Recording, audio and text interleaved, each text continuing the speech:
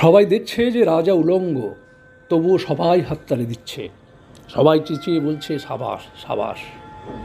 কারো মনে সংস্কার, কারো ভয়, কেউ বা নিজের বুদ্ধি অন্য মানুষের কাছে বন্ধক দিয়েছে, কেউ বা পরান্নভোজী, কেউ কৃপাপ্রার্থী, উমেদার, প্রবঞ্চক। কেউ ভাবছে রাজবস্ত্র সত্যিই অতীব সূক্ষ্ম, চোখে পড়ছে না যদিও, তবু আছে, অন্তত থাকাটা কিছু অসম্ভব নয়। গল্পটা সবাই জানে, কিন্তু সেই গল্পের ভিতরে শুধুই প্রশস্তি বাক্য উচ্চারক, কিছু আপাদমস্তক ভীতু, ফন্দিবাজ অথবা নির্বোধ স্তাবক ছিল না।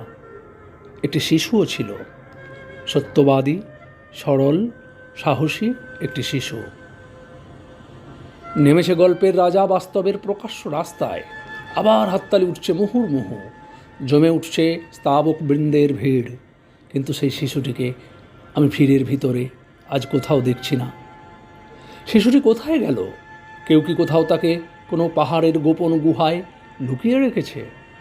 নাকি সে পাথর, ঘাস, মাটি নিয়ে খেলতে খেলতে ঘুমিয়ে পড়েছে কোনো দূর নির্জন নদীর ধারে, কিংবা কোনো প্রান্তরের গাছের ছায়ায়? যাও, তাকে যেমন করেই হোক খুঁজে আনো। সে এসে একবার এই উলঙ্গ রাজার সামনে নির্ভয়ে দাঁড়াক। সে এসে একবার এই হাততালির ঊর্ধ্বে গলা তুলে জিজ্ঞাসা করুক, রাজা, তোর কাপড় কোথায়?